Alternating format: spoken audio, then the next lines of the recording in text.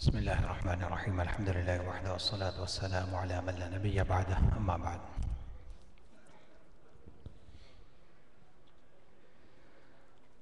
اللہ لگتا ہے کچھ ہوم ورک ہوا ہے کیونکہ کچھ جوابات آئے ہیں موسیٰ علیہ السلام کے نام کے حوالے سے۔ ایک آیا ہے 14 پارے کا، 14ویں پارے میں موسیٰ علیہ السلام کا نام نہیں ہے، ایک صاحب نے آج بتایا ہے۔ اور کوئی صاحب اگر جی 10واں پارہ اور دوسرا ہے 10ویں پارے کا 21 میں موجود ہے میاں۔ اور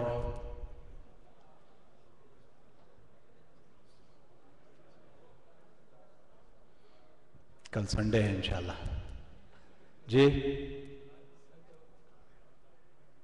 چوتھے پارے کا بھی آیا ہے اشاروں میں، صحیح ہے چوتھے پارے کا بھی۔ اور 29 کا نام آیا تھا اس وقت، لیکن یہ کہ 27 تک جانا پڑے گا، نمبر تھوڑے کم ہو جائیں گے۔ بات یہی ہے 14، 4، 10 ان میں موسیٰ علیہ السلام کا نام نہیں ہے، ذکر ہے، یہ یاد رکھیں، موسیٰ علیہ السلام کا ذکر ہے لیکن نام نہیں ہے۔ 29ویں پارے میں بھی اگر آپ نام تلاش کریں گے تو نام نہیں ہے لیکن ذکر ہے، فعصیٰ فرعون اور رسول، تو رسول سے مراد وہ موسیٰ علیہ السلام۔ تو اس طرح سے اگر آپ دیکھیں تو نمبر جو ہے 26 تک پہنچتا ہے نام کے حوالے سے، ورنہ تذکرہ تو آپ کو تقریباً سب جگہ ملے گا سوائے ایک آدھ پارے کے۔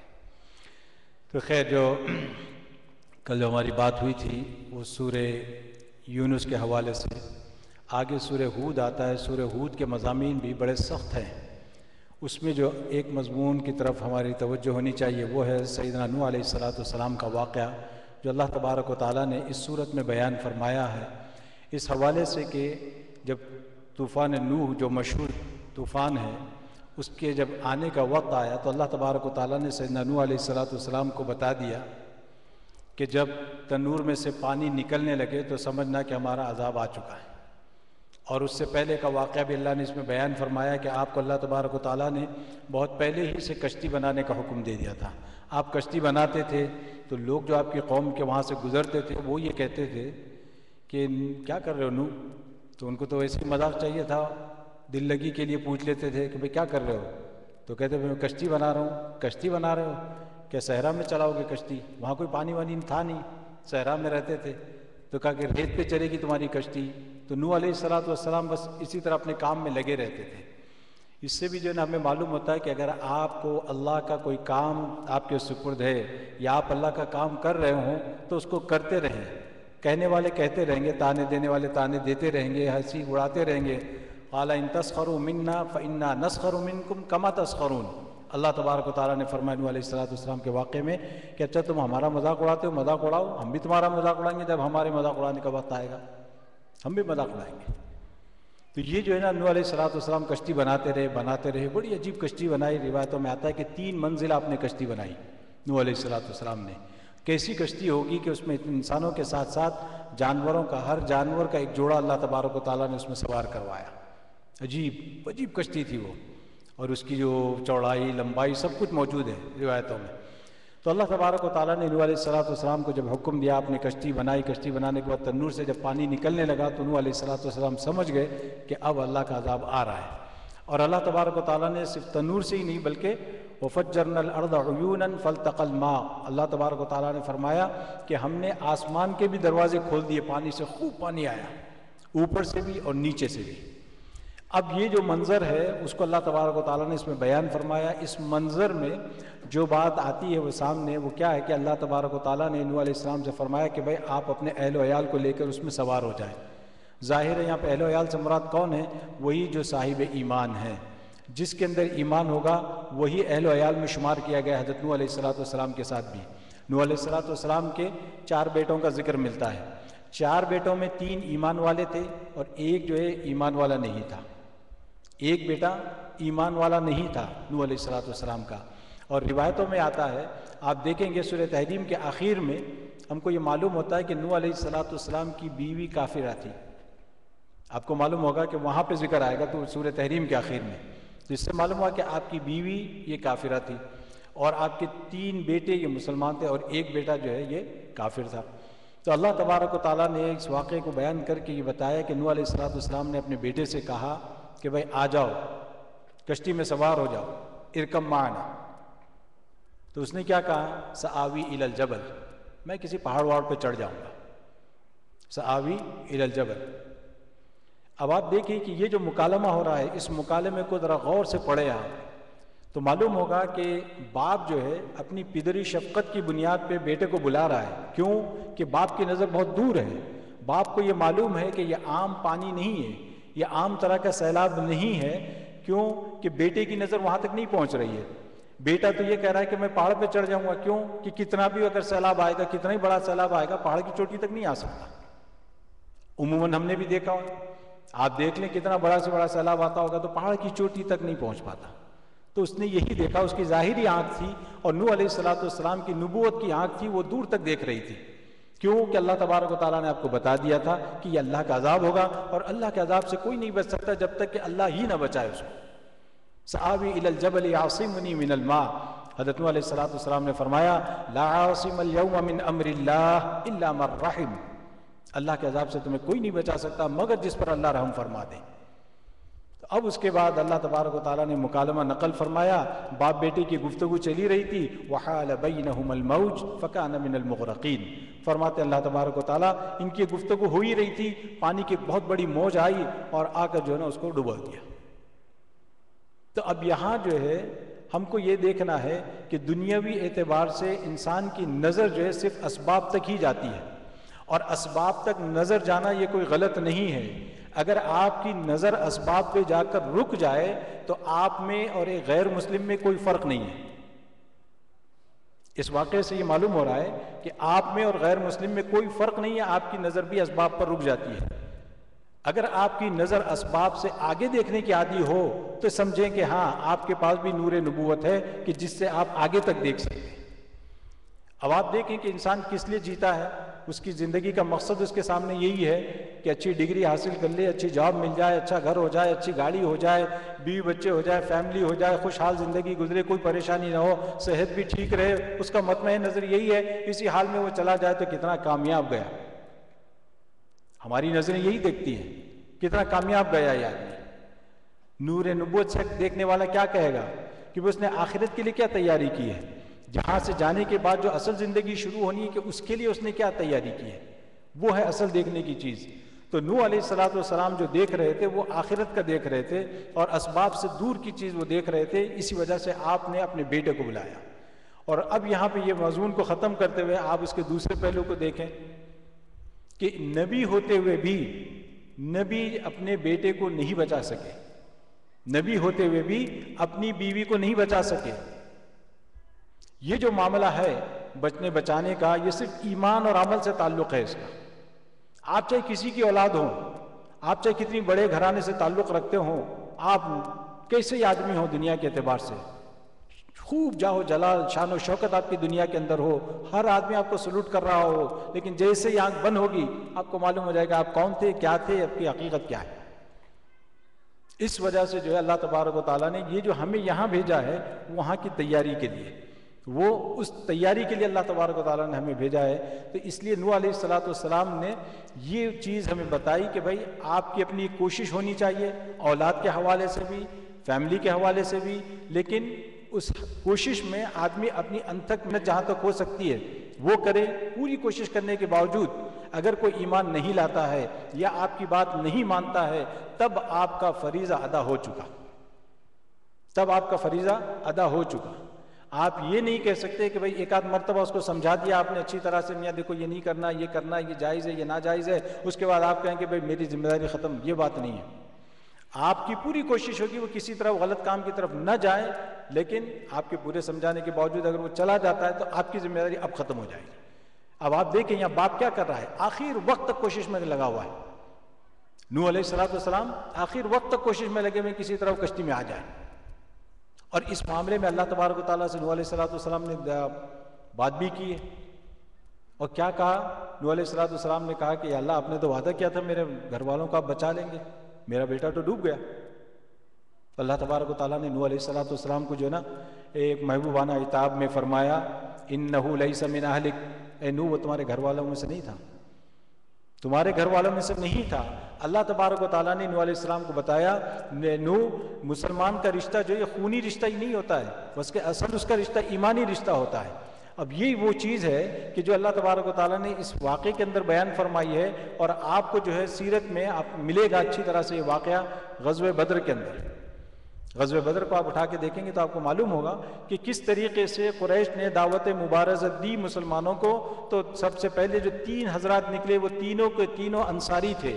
جب وہ تینوں انصاری تھے تو ان لوگوں نے کیا کہا؟ ان لوگوں نے کہا کہ بھئی تم سے ہمارا کوئی لینا دینا نہیں ہے، جو اصل ہمارے جو دشمن ہیں ان کو بھیجو، جن سے ہم لڑنے آئے ہیں، بنی عبد المطلب سے لڑنے آئے ہیں۔ تو پھر اللہ کے رسول صلی اللہ علیہ وسلم نے حضرت علی کو، حضرت حمزہ کو، حضرت عبیدہ بن حارث رضی اللہ تعالیٰ عنہ کو بھیجا۔ اور آپ کو معلوم ہوگا کہ حضرت عبد الرحمن جو سیدنا ابوبکر صدیق رضی اللہ عنہ کے بیٹے ہیں، اس وقت تک ایمان نہیں لائے تھے، بعد میں اپنے والد سے ایک مرتبہ ایمان لانے کے بعد کہتے ہیں کہ ابا جان بدر کے موقع پر ایک موقع ایسا آیا کہ آپ میری تلوار کی زد میں تھے، میں چاہتا تو آپ کو قتل کر سکتا تھا، لیکن چونکہ آپ میرے باپ تھے اس وجہ سے میں نے آپ کو چھوڑ دیا۔ حضرت ابوبکر صدیق رضی اللہ تعالیٰ عنہ نے فوراً فرمایا اگر میں تیری جگہ ہوتا تو میں تجھے نہیں چھوڑتا۔ کیوں؟ کہ جو رشتہ ہے وہ رشتہ صرف ایمان کا ہے، اور یہ حقیقت ہے۔ اور اللہ کے رسول صلی اللہ علیہ وسلم نے وہ مواخات کا جو رشتہ قائم فرمایا، ایک عجیب مثال ہے، اس میں یہ چیز پوری اور طرح واضح ہوتی ہے۔ تو اس میں جو ہے نا کئی اللہ تبارک و تعالیٰ نے سبق بیان فرمایا حضرت نوح علیہ السلام کے واقعے میں۔ اس سورت کے بعد ہم آگے بڑھیں تو پھر سورہ یوسف ہے۔ سورہ یوسف کو آپ بار بار پڑھتے جائیے، اس کے عجائب دیکھتے جائیے، اس میں اللہ تبارک و تعالیٰ نے جو واقعہ بیان فرمایا ہے اور اس واقعے کے ضمن میں جو اسباق ہمیں ملتے ہیں بڑے ڈیپ ہیں۔ اور یہ صرف یہ ایک واقعہ ایسا واقعہ ہے کہ جس کو اللہ تبارک و تعالیٰ نے بالکل اسٹوری کے انداز میں بیان فرمایا، اس کے باوجود جو حشو و زوائد ہیں اس کو اللہ نے حذف کر دیا، کوئی زائد بات آپ کو نہیں ملے گی، اور جہاں سے کام نکلتا ہے وہی باتیں اللہ تبارک و تعالیٰ نے لیکن پورا قصہ بیان فرمایا یوسف علیہ السلام کا۔ آگے سورہ رعد ہے، سورہ رعد میں اللہ تبارک و تعالیٰ نے اپنی قدرت بیان فرمائی ہے کہ دیکھو ہم ایک ہی پانی سے کیسے کیسے درخت اگاتے ہیں، ایک ہی زمین سے جو ہے نا کیسے کیسے پھل نکلتے ہیں، درخت ایک ہی ہے لیکن اس کے پھول دیکھ لو بازو ہی ہے، ایک دوسرے کے بازو ہوتے ہیں، پانی ایک ہی ہے، زمین ایک ہی ہے۔ اللہ فرماتے ہیں کہ ایک کا پھل میٹھا، دوسرے کا پھل کڑوا، اور ایک کا پھل کچھ اور، دوسرے کا پھل کچھ اور۔ اللہ تبارک و تعالیٰ نے آگے چل کر جو ہے نا اس کے بعد جو ہے اس کے حوالے سے بات بیان فرمائی ہے، یہ تعلقات کو نبھانا جو ہے جس کو صلہ رحمی کہا جاتا ہے، اللہ نے بہت زبردست اس کو بیان فرمایا، جو آج یعنی جہاں سے قرآن پڑھنا شروع کیا گیا وہاں سے۔ اور اس کے بعد اللہ تبارک و تعالیٰ نے قرآن مجید کے کچھ معجزات کا ذکر فرمایا، اور اس کے بعد سورہ ابراہیم شروع ہوتی ہے۔ سورہ ابراہیم کے اندر ظاہر ہے کہ جب بھی ہم سورہ ابراہیم پر آتے ہیں تو یہ آیت ضرور ہمارے سامنے آتی ہے، بارہا آپ کے سامنے بیان کر چکا ہوں، بلکہ میرا خیال ہے شاید ہر سال میں اس پہ آپ کو یاد دلاتا ہوں۔ وہی جو شیطان جو تقریر کرتا ہے، اور یہ شیطان کی تقریر کہاں ہوگی؟ جہنم میں۔ جب سب پہنچ جائیں گے، اس کے دوست اس کے آس پاس ہوں گے، سب کو بلا کے وہ جمع کر کے جو ہے نا تقریر کرے گا۔ وقال الشیطان لما قضی الامر، جب معاملہ پورا ہو جائے گا، فیصلہ ہو چکے گا، پھر شیطان یہ کہے گا ان اللہ وعدکم وعد الحق ووعدتکم فاخلفتکم، اللہ نے ایک وعدہ کیا تھا، اللہ کا وعدہ سچا تھا، میں نے بھی تم سے وعدہ کیا تھا اور میں نے تم سے وعدہ خلافی کی۔ وما کان لی علیکم من سلطان، یہ ہے وہ جملہ جو ہمیں ذہن میں رکھنا ہے۔ شیطان یہ کہے گا کہ بھئی مجھے تم پر جو ہے نا کوئی طاقت نہیں تھی، کوئی قدرت نہیں تھی مجھ پر۔ کس بات کی؟ کہ اگر تم فجر کے لیے اٹھنا چاہو، بستر میں سے اٹھ جاؤ اور میں تمہیں پھر دھکا دے کے پھر سلا دوں، یہ طاقت میرے اندر نہیں تھی۔ یہ کہ تم گاڑی میں بیٹھ کے آنے لگو، میں تمہاری گاڑی کا اسٹیئرنگ موڑ کے کہیں اور پہنچا دوں، یہ طاقت میرے اندر نہیں تھی، یہ طاقت نہیں تھی۔ یہ کہ تمہاری چابی وہاں رکھی ہوئی ہے، تم گاڑی میں بیٹھنے جا رہے ہو، میں تمہاری چابی غائب کر دوں، یہ طاقت میرے اندر نہیں تھی۔ وما کان لی علیکم من سلطان، میں تو بے بس، میرے اندر کوئی طاقت نہیں۔ ہاں ایک چیز میرے اندر تھی، الا ان دعوتکم، لیکن میں نے تمہیں سمجھایا تھا، میں نے تمہیں بتایا تھا میاں دیکھ لو یہ چیز ہے، چاہیے تمہیں آرام چاہیے، اگر یہ چاہتے ہو تو یہ کر لو، یہ مل جائے گا۔ میرا اتنا ہی کام تھا بس، کنیکشن ادھر سے ادھر ملاتا تھا، ادھر ادھر لوگوں کو بہلانا۔ اور دوسرے یہ کہ دوسرے انداز میں، دوسرے الفاظ میں اگر آپ کہیں تو شیطان کا جو کام ہے اس آیت کے حوالے سے اگر آپ دیکھیں تو پیکیجنگ، پیکیج میں کیا ہے وہ نہیں، پیکیجنگ بڑی خوبصورت کرتا ہے شیطان، بہترین پیکیج آپ کے سامنے لا کے رکھے گا، اندر کیا ہے، کیا چیز پیک کی جا رہی ہے، وہ بات کی بات ہے، اس سے اس کا تعلق نہیں ہے۔ اگر پیکج آپ نے کھول لیا، شیطان کا مقصد پورا ہو گیا۔ لیکن اللہ تبارک و تعالیٰ نے شیطان کو جو ہے نا، ایک بات یاد رکھیں، طاقت اور قوت نہیں دی۔ طاقت و قوت کس کے اندر ہے؟ آپ کے نفس کے اندر ہے۔ یہ جو بڑے عجیب یہ جو ہے نا دو دوست ہیں، یہ دو بڑے دوست ہیں، بڑے عجیب آپس میں، یہ ہیں ہمارے دشمن لیکن آپس میں بڑے دوست ہیں، یہ شیطان اور نفس۔ شیطان کا معاملہ کیا ہے؟ شیطان کے پاس جو ہے طاقت نہیں ہے لیکن ماسٹر مائنڈ ہے، یہ پوری پلاننگ کرنے والا شیطان ہوتا ہے۔ نفس کے پاس طاقت ہے، اس کے پاس عقل نہیں ہے۔ نفس کے پاس طاقت ہے، اس کے پاس عقل نہیں ہے۔ جب یہ دو ملتے ہیں تب وہ سونے پہ سہاگا ہوتا ہے۔ تبھی تو جو ہے نا یہ دو جب ملتے ہیں، اسی وجہ سے دیکھیں شیطان سے بھی پناہ مانگی جاتی ہے، نفس سے بھی پناہ مانگی جاتی ہے۔ اسی لیے ایک بات یاد رکھیں، جو بار بار جو تقاضا ہوتا ہے نا کسی ایک گناہ کا، بار بار یہ گناہ کرنا ہے، یہ گناہ کرنا ہے، اس کی طرف انسان بار بار لپکتا ہے، بار بار دل میں خیال آتا ہے، یہ نفس کا ہوتا ہے۔ شیطان کا کیا معاملہ ہوتا ہے؟ شیطان کیا کرتا ہے؟ شیطان آپ کے سامنے ایک چیز لا کے رکھے گا، میاں یہ کر لو، آپ سمجھ گئے کہ بھائی شیطانی خیال ہے، لا حول ولا قوت الا باللہ، آپ نے شیطان لا حول پڑھ لی، شیطان کہے گا ٹھیک ہے بھائی یہ اس میں اس جال میں نہیں آ رہا، تو وہ دوسری جال لا کے سامنے رکھ دے گا، تو آپ اس کے اندر تیسری چوتھی، یعنی شیطان کبھی ہار نہیں مانے گا کیونکہ وہ بہت عقل مند ہے، وہ آپ کو اس کو یہ بھی پتا ہے کہ آپ کیا سوچ رہے ہیں، اس کو اللہ نے اتنی طاقت دی ہے کہ وہ اتنا سوچ لیتا ہے، آپ کا مائنڈ پڑھ لیتا ہے کہ اس وقت کیا سوچ رہا ہے۔ اور شیطان اگر کچھ بھی نہیں ہوتا، اس نے دیکھ لیا کہ بھئی یہ مانے گا ہی نہیں، یہ تو ایک کام کر کے ہی رہے گا، تو وہ کوشش یہ کرے گا کہ بھئی ارے کم از کم ایسا کام کرے کہ بڑے کام سے چھوٹے کام پہ لگا دے گا، نیکی کا ہی رہے گا، لگائے گا نیکی پر ہی، لیکن بڑی نیکی سے چھوٹی نیکی پہ لگا دے گا، کیونکہ بڑی نیکی کر لیں گے وہ شیطان کو برداشت نہیں ہوگی۔ بہت تیز ہے، بہت اسمارٹ ہے، یعنی اتنا اسمارٹ ہے، آپ اندازہ لگائیے سارے نبیوں کی شریعت کو جانتا ہے، سارے انبیاء کی شریعت کو جانتا ہے، جتنے بڑے بڑے ولی گزرے ان سب کو جانتا ہے، نبیوں کو جانتا ہے، ولیوں کو جانتا ہے، کیسے کیسے داؤں سے لوگوں نے اس کو شکست دی ہے، وہ سب داؤ اس کے پاس محفوظ ہے۔ اس وجہ سے کبھی ہار نہیں مانے گا شیطان، ایک نہیں دو، دوسرا نہیں تیسرا، تیسرا نہیں چوتھا، وہ کہے گا بھائی کر لے کچھ، صحیح کام مت کر۔ اگر صحیح کام کرنے پہ اگر آنا ہے تو یہ دیکھے گا دونوں میں، ایک اس میں 100 میں سے 100 اگر اس کو مل رہے ہو اور دوسرا ہے کہ 100 میں سے 50 مل رہے ہو، 100 سے 30 مل رہے ہو، تو وہ کہے گا 30 والا کر لے، ٹھیک ہے اگر کر لے تو نیک کام کرنا ہی چاہتا کر لے۔ یہ وہ ہے شیطان۔ وہ مشہور واقعہ آپ نے سنا ہوگا نا، حضرت معاویہ رضی اللہ عنہ کے متعلق آتا ہے کہ وہ فرماتے ہیں کہ صبح کے وقت آپ کو جو ہے نا کوئی تہجد کے لیے اٹھا رہا ہے، تہجد کے لیے کوئی آپ کو جگانے کے لیے آ گیا۔ حضرت معاویہ رضی اللہ تعالیٰ عنہ جاگ تو گئے، جاگنے کے بعد آپ کو حیرانگی ہوئی کہ بھئی میرے گھر پہ پہرا لگا ہوا ہے، باضابطہ جو ہے پہرے سے گزر کر کسی کو آنا ہوتا ہے، اور یہ اجنبی شخص میرے کمرے میں مجھے اٹھانے کے لیے آیا تہجد کے لیے۔ انہوں نے پوچھا کہ وہ اس کو پکڑ لیا، بھئی تم کون؟ تو بولے آپ کو اس سے کیا مطلب ہے، اٹھیے تہجد پڑھیے، ٹائم ہو گیا آپ کا۔ نے کہا کہ پہلے بتا کون؟ تو اب وہ جب زور لگا بات چیت کا تو پھر اس نے بتایا کہ بھئی میں شیطان ہوں۔ بولے حضرت آپ، اور وہ بھی تہجد کے لیے اٹھانے آ گئے؟ تب اس نے جو نا بتایا کہ اصل مسئلہ معاملہ یہ نہیں ہے، اصل میں اپنی غرض سے آیا تھا، میری غرض یہ تھی کہ کل جو ہے آپ کی جو تہجد مس ہو گئی تھی، اس تہجد کے مس ہونے کا آپ کو اتنا غم ہوا، اتنا غم ہوا، آپ اتنا روئے، اتنی اللہ سے معافی مانگی، اتنی اللہ سے دعائیں کی آپ نے کہ اس کی وجہ سے وہ ایک تہجد کے بعد آپ کو کتنا بڑا ثواب مل گیا۔ میں نہیں چاہتا کہ وہ آج بھی ملے آپ کو، بہتر ہے کہ اٹھ کے تہجد ہی پڑھ لو۔ اب اندازہ لگائیے، دیکھیں کتنی دور کی سوچتا ہے۔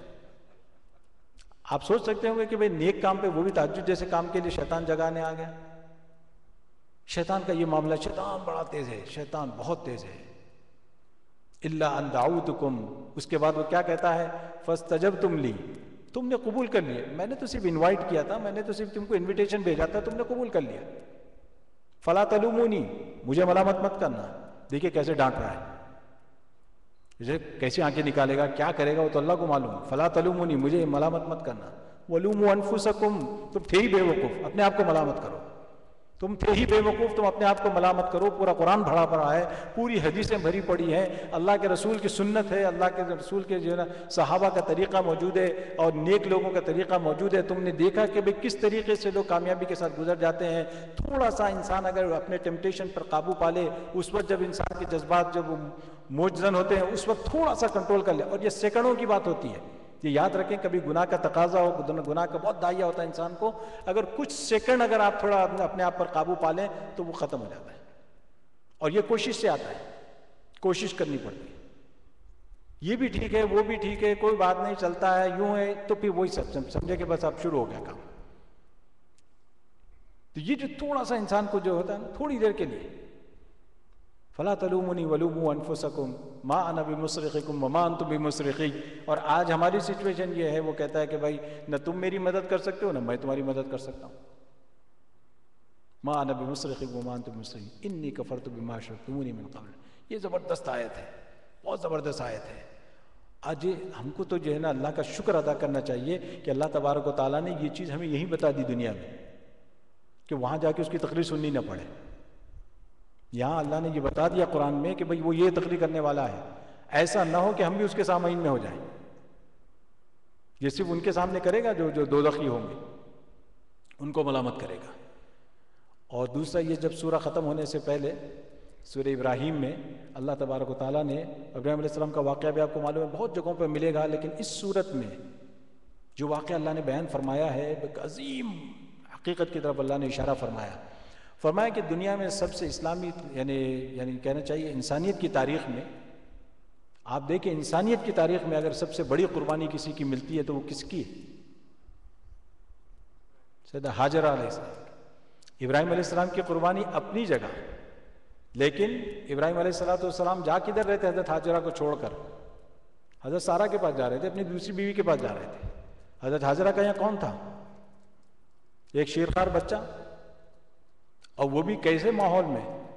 اطراف پہاڑی علاقہ، رات کی اندھیری، تاریکی، درندوں کی آوازیں آ رہی ہوگی، کیا کیا آپ کی کیفیت ہو رہی ہوگی، ذرا سوچ کے دیکھے کوئی شیرخوار بچے کے ساتھ. یہ وہ عظیم قربانی ہے جو ایک عورت ہی دے سکتی تھی. اللہ تبارک و تعالیٰ نے جو ہے نا اس کو اس میں محفوظ فرما دیا. اس قربانی کو اللہ تبارک و تعالیٰ نے سورہ ابراہیم میں محفوظ فرمایا حضرت ہاجرہ علیہ السلام کی. اس لیے اللہ تبارک و تعالیٰ کو اس فیملی پہ اتنا پیار آیا کہ ان کی ہر ادا کو اللہ تبارک و تعالیٰ نے قیامت تک کے لیے جاری کر دیا. حضرت ہاجرہ کے وہ چکر لگانا، وہ صحیح کا چکر لگانا، وہاں پہ حضرت اسماعیل علیہ السلام کا زمزم کے لیے، پھر حضرت ابراہیم علیہ السلام کا آگے چل کے اسماعیل علیہ السلام کو ذبح کرنے کے لیے لے کے جانا مینا، سب کچھ اللہ تبارک و تعالیٰ نے محفوظ کر دیا. اتنا پیارا ہے، اتنی بڑی قربانی ہے حضرت ہاجرہ علیہ السلام کی. بہت عجیب یہ صورت ہے. اس صورت کے اندر ابراہیم علیہ السلام کا، اور ابراہیم علیہ السلام کی جب بات آتی ہے تو ایک بات اور آپ کے سامنے کرتا ہوں، بات ختم کرتا ہوں کہ ابراہیم علیہ السلام کی جو دعائیں ہیں، آپ نے بڑی زبردست دعائیں مانگی ہیں حضرت ابراہیم علیہ السلام نے. ان دعاؤں کو یاد کر لیں، ان دعاؤں کو یاد کر لیں اور ان دعاؤں کا اہتمام کریں. کیوں کہ ایک نبی کی زبان سے نکلی ہوئی دعائیں ہیں، اور یہ وہ دعائیں جن کو اللہ تبارک و تعالیٰ نے محفوظ کیا ہے قرآن میں.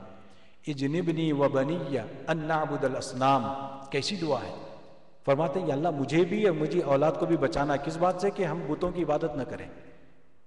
آپ سوچ سکتے ہیں کہ ایک نبی یہ دعا کر رہا ہے کہ ہم بتوں کی عبادت کر سکتے ہیں؟ کہ نبی کے بارے میں ہمیں احتمال ہو سکتا ہے کہ وہ بتوں کی پوجا کرے گا؟ لیکن شیطان اتنا چالاک ہے، وہ کہتے ہیں کوئی بھروسہ نہیں، کسی کی کوئی گارنٹی نہیں ہے. اس لیے فرماتے ہیں دعا کرتے رہو تم، اپنے لیے بھی اپنی اولاد کے لیے بھی. اجنبنی وبنی ان نعبد الاصنام. اور آگے بھی ان کی دعائیں موجود ہیں. پھر اس کے بعد جو ہم مشہور دعا کرتے ہیں، رب اجعلنی مقیم الصلاۃ ومن ذریتی ربنا وتقبل دعا ربنا اغفر لی ولوالدی وللمؤمنین. حضرت ابراہیم علیہ السلام کی دعا، مشہور دعا. اللہ تبارک و تعالیٰ سے دعا، اللہ تبارک و تعالیٰ مجھے اور آپ کو تمام کو عمل کی توفیق عطا فرمائے. واخر دعوانا الحمدللہ.